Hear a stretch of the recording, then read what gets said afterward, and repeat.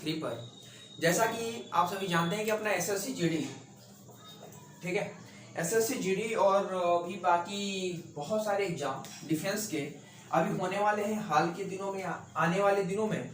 तो उन सभी का आज हम जिक्र करने वाले हैं 10 क्वेश्चंस के बारे में, जीके जीएस का, और बहुत ही शानदार तरीके से। और मैं आपसे एक वादा करना चाहता हूं कि आप सभी आंसर दीजिएगा। मैं कुछ नहीं करने वाला, आप सभी हर एक क्वेश्चन का आप आंसर करिएगा और वह क्वेश्चन हम आपको बता रहे हैं। पहला क्वेश्चन लगाने से पहले एक बात और मैं बता दूं कि ये सारे क्वेश्चंस आपके एसएससी जीडी एसएससी में पूछे हुए प्रश्न हैं और ये सारे के सारे क्वेश्चंस आपके मोस्ट इंपॉर्टेंट हैं। क्यों? क्योंकि ये सारे क्वेश्चन पूछे गए हैं, ठीक है। तो चलिए आपका ये पहला क्वेश्चन मैं आपके सामने लगा दे रहा हूँ, ठीक है, ये स्क्रीन पे। और जिसको आ रहा है वो आंसर करे और जिसको नहीं आ रहा है वो रुक जाए। मैं आपको बताऊंगा, एक क्लू दूंगा, बहुत मजा आएगा। एक क्लू मिलेगा, उसके तहत आप आंसर करिएगा। पहला क्वेश्चन है आपके सामने कि निम्नलिखित में से कौन दिल्ली का पहला सैयद शासक था? सैयद शासक था, फटाफट एक बार आप सभी कमेंट करिए, सैयद शासक कौन था? ऑप्शन नंबर ए आलम शाह, दो खिज्र खां, मुबारक शाह और मोहम्मद शाह। फटाफट एक बार आंसर करिए कि दिल्ली का सैयद शासक, ठीक है। तो हम बात करते हैं सैयद शासक का, ठीक है। तो सैयद शासक आप सभी जानते हैं कि दिल्ली सल्तनत में, ठीक है, दिल्ली सल्तनत का ये चौथा वंश था। सैयद वंश जो था वो चौथे नंबर का वंश था, ठीक है, सैयद, ठीक है, सैयद जो था वह चौथे नंबर का वंश था। और दूसरी बात यह आप सभी नोट डाउन करिएगा कि इसका काल क्या था? तो 14 से 1451 तक। और सैयद वंश का संस्थापक कौन था? तो भाई मेरे खिज्र खां, ठीक है, कौन था आपका? खिज्र खां था, समझे। तो अब आप बताइए कि सैयद वंश का प्रथम शासक वही होगा जो इसका संस्थापक होगा। तो संस्थापक अगर आपका खिज्र खां था तो आपका करेक्ट आंसर क्या होगा? तो एक बार फटाफट कमेंट करिएगा कि खिज्र खां अगर आपका सैयद वंश का संस्थापक था तो प्रथम सैयद, दिल्ली सल्तनत पर प्रथम सैयद वंश का शासक कौन था? तो खिज्र खां था। तो यही आपका करेक्ट आंसर हो गया, ठीक है। करेक्ट आंसर क्या होगा आपका? खिज्र खां हो गया, ठीक है भाई। तो चलिए और एक और बात बता दें कि सैयद जो वंश है, सैयद वंश जो है वह किस वंश के बाद आया? तो तुगलक, ठीक है, किस वंश के बाद आया? तो तुगलक वंश के बाद आपका सैयद वंश आता है, ठीक है। तो चलिए फिर दूसरा सवाल की तरफ हम मूव करते हैं। दूसरा सवाल को आप सभी देखिएगा, बहुत ही बेहतरीन सवाल है। सभी के सभी सवाल आपके एग्जाम में फिर से रिपीट हो सकते हैं और हो सकता है कि आपसे ये पूछ दे कि सैयद वंश का काल क्या था। तो आप सभी आंसर करना 14 से 1451 तक। तो फटाफट एक बार आप सभी शेयर कर दीजिए। और दूसरे नंबर का सवाल क्या है कि चीन के साथ सबसे लंबी सीमा निम्नलिखित में से किस राज्य के साथ लगती है? दूसरा सवाल कि चीन के साथ सबसे लंबी सीमा किस राज्य की लगती है? तो मैं आपको बताता हूं कि चीन के साथ अपना 4 राज्य की सीमा लगती है, ठीक है। और एक आपका केंद्र शासित, जिसका नाम क्या है? आप सभी जानते हैं, लद्दाख, ठीक है, लद्दाख। मैं आपको बता दूं कि लद्दाख और 4 राज्य, जितने आपके ऑप्शन है वो सभी चारों राज्य हैं। अरुणाचल प्रदेश, हिमाचल प्रदेश और आपका उत्तराखंड और सिक्किम, इन चारों राज्यों में शामिल है। इन चारों राज्यों से चीन का सीमा लगता है। और साथ ही साथ एक केंद्र शासित प्रदेश कौन है आपका? लद्दाख, लद्दाख से भी लगता है। अगर आपके प्रश्न में पूछा है कि निम्नलिखित में से, अगर आपसे पूछता कि सबसे ज्यादा किससे लगता है? तो लद्दाख से लगता है, ठीक है। किससे लगता है मेरे भाई? तो लद्दाख से लगता है। और सबसे राज्य में निम्नलिखित में तो आपका क्या है? अरुणाचल प्रदेश, ठीक है, अरुणाचल प्रदेश। देखिएगा अरुणाचल प्रदेश से सबसे ज्यादा चीन का सीमा लगता है। और पहला नंबर पे कौन है आपका? लद्दाख है। और फिर आपका दूसरे नंबर पे अरुणाचल प्रदेश है। लेकिन आपके ऑप्शन में लद्दाख नहीं दिया गया है, तो आंसर क्या होगा? क्या? अरुणाचल प्रदेश। तो हो सकता है कि आप इस क्वेश्चन को घुमा के पूछ दे कि किस केंद्र शासित प्रदेश से? तो लद्दाख से लगा है, ठीक है। और आप लिख लीजिए कि 3488 किलोमीटर इतनी सीमा लगा हुआ है चीन का भारत के साथ, 3488 किलोमीटर, ठीक है मेरे भाई। तो चलिए अब हम चलते हैं तीसरे नंबर के सवाल की तरफ। और तीसरा नंबर सवाल आप सभी देखिएगा एक बार, ठीक है, और आप सभी कोशिश करिए कि फटाफट आंसर करिए तीसरे नंबर के सवाल पे। और तीसरा नंबर सवाल क्या है कि रॉयल टाइटल एक्ट, जो एक रॉयल एक्ट आया था, आप सभी जानते होंगे रॉयल टाइटल एक्ट। तो रॉयल टाइटल एक्ट जो था वह 1876 में घोषित हुआ, उस टाइम यूके के पीएम कौन थे?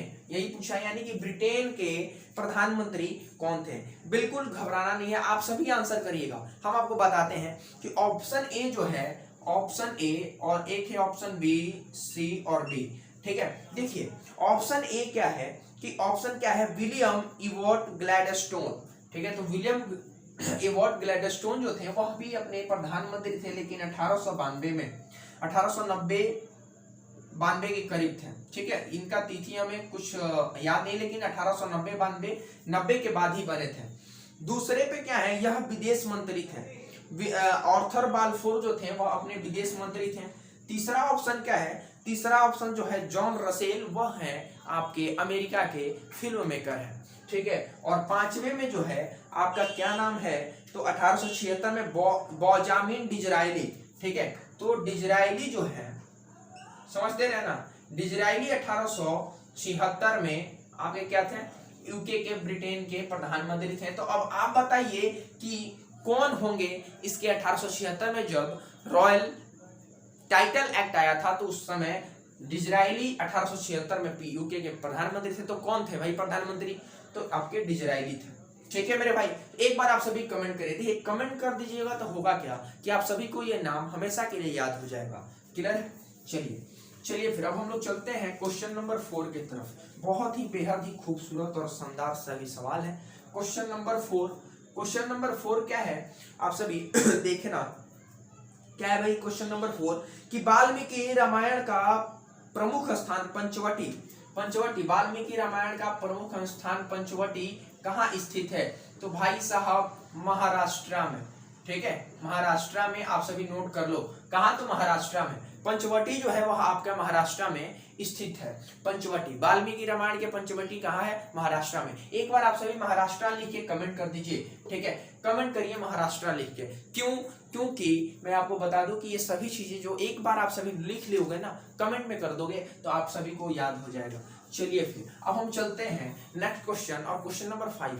जैसा कि मैं आपको बताया हूं कि पर डे, अब मंडे है, मंडे टू सैटरडे आपका 10-10 क्वेश्चन चलेगा। ठीक है, 10-10 क्वेश्चन आपके चलेंगे, बहुत ही बिल्कुल प्यार से। ठीक है मेरे भाई, चलिए फिर 5वें नंबर के सवाल पे आप सभी गौर फरमाना कि निम्नलिखित में कौन सा शब्द किस्तों में ऋणों के भुगतान में कमी या भुगतान को संदर्भित करता है? तो आप लिख लेना, इसका करेक्ट आंसर क्या होगा? Option number D, amortisation.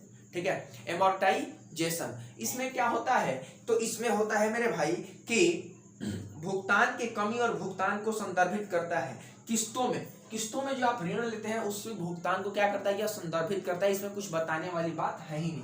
तो 5 का डी होगा एमोर्टाइजेशन।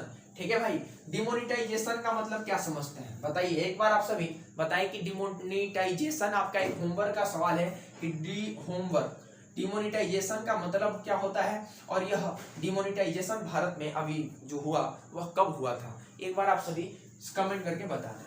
ठीक है, डिमोनेटाइजेशन कब हुआ था भारत में? चलिए फिर अब हम चलते हैं 6ठे नंबर के सवाल पे कि निम्नलिखित में कौन सा राजनीतिक दल 2019 के लोकसभा चुनाव में भाजपा के नेतृत्व वाले NDA, national democratic alliance, NDA का फुल फॉर्म लिख लेना। एनडीए का फुल फॉर्म क्या होता है? तो नेशनल डेमोक्रेटिक अलायंस, राष्ट्रीय जनतांत्रिक गठबंधन। ठीक है, democratic alliance, national democratic alliance.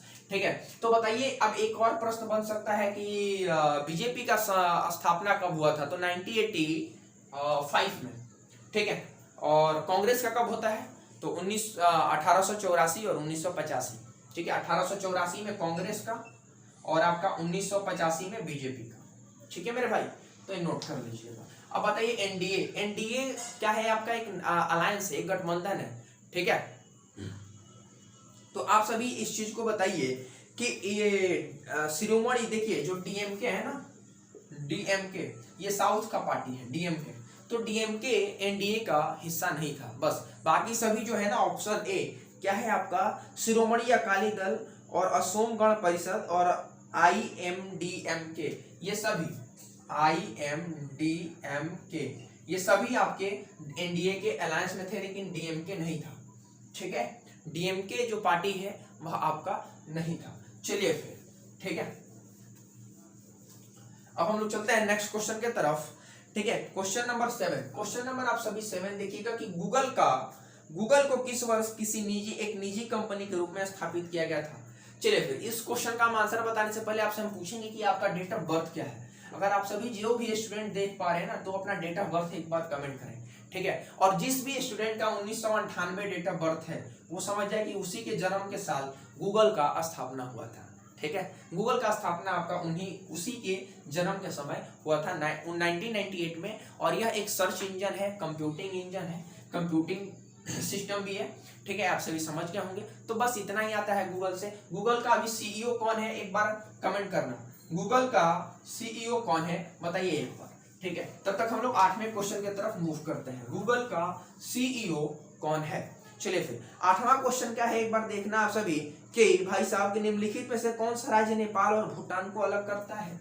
8वां सवाल, नेपाल कहाँ है। तो आप कहिएगा कि अगर ये भारत सॉरी भाई साहब सॉरी, ठीक है। अगर ये क्या है आपका, ये आपका भारत है, ठीक है। तो यहाँ पे अगर अपना बिहार है, इधर ही आपका असम होगा, इधर अरुणाचल प्रदेश, ये आपका म्यांमार हो जाएगा, समझते रहना, ठीक है। सॉरी यहाँ पे आपका बांग्लादेश भी है ना, यहाँ पे म्यांमार है आपका। तो आप समझिए कि आपका जो ये भारत है, तो क्या पूछा था आपसे, कौन सा देश, नेपाल ना। नेपाल को भूटान से अलग करता है, ठीक है। कौन सा राज्य नेपाल को भूटान से अलग करता है, तो वह है आपका सिक्किम। सिक्किम इधर ही है छोटा सा। तो सिक्किम जो है आपका वह नेपाल और भूटान को क्या करता है मेरे भाई, अलग करता है, ठीक है।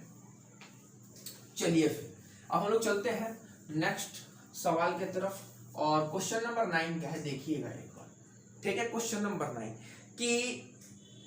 9 क्या है कि वाष्पीकरण और द्रवण को संयुक्त प्रक्रिया कहा जाता है।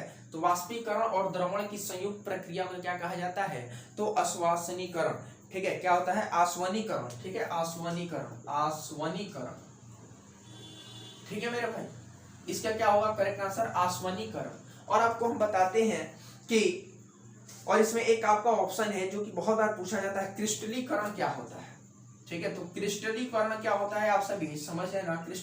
क्रिस्टलीकरण क्या होता है, तो क्रिस्टलीकरण होता है, हम आपको बता दें कि जब भी कोई एक घोल हो, जब भी कोई एक घुलनशील, जब भी कोई एक ठोस वस्तु को किसी भी द्रव्य में घुला दिया जाता है और घुलाने के बाद फिर से उसे अलग करने का जिस भी सांद्रण विलयन जो बनता है, घुलने के बाद एक विलयन बनता है और विलयन में से फिर से उसे दोनों पदार्थों को अलग अलग करने की जो प्रक्रिया होती है उसे हम क्या कहते हैं, क्रिस्टलीकरण कहते हैं, ठीक है। यानी कि अगर कोई लिक्विड है, लिक्विड में अगर आप कोई ठोस पदार्थ डाल के और इसे मिला देते हैं, ठीक है, मिलाने के बाद फिर से इसे जब आप अलग करते हो, तो अलग करने की जो भी आप प्रक्रिया अपनाते हो इस सांद्र विलयन से, उसे हम क्या कहते हैं, क्रिस्टलीकरण कहते हैं, ठीक है भाई। तो चलिए फिर हम लोग चलते हैं क्वेश्चन नंबर 10 की तरफ। और क्वेश्चन नंबर 10 क्या है देखना है, ठीक है। बहुत ही बेहद मजेदार चीज है कि फिल्म पीएम नरेंद्र मोदी का निर्देशक कौन है। तो बताइए आप सभी कि पीएम जो आप नरेंद्र मोदी था, अगर आप मूवी नहीं देखे तो एक बार आप सभी देखिएगा और बताइए कि इसके निर्देशक कौन है भाई बहन, ठीक है। फिल्म पीएम नरेंद्र मोदी के निर्देशक कौन है, ठीक है। तो आपके कौन है, उमंग कुमार, ठीक है, उमंग कुमार। ये जो है आपके क्या है भाई मेरे, इसके निर्देशक है उमंग कुमार, क्या है भाई आपके निर्देशक हैं। और इस फिल्म में नरेंद्र मोदी की जो भूमिका है वह कौन निभाए हैं, तो विवेक ओबराय, ठीक है, विवेक ओबराय।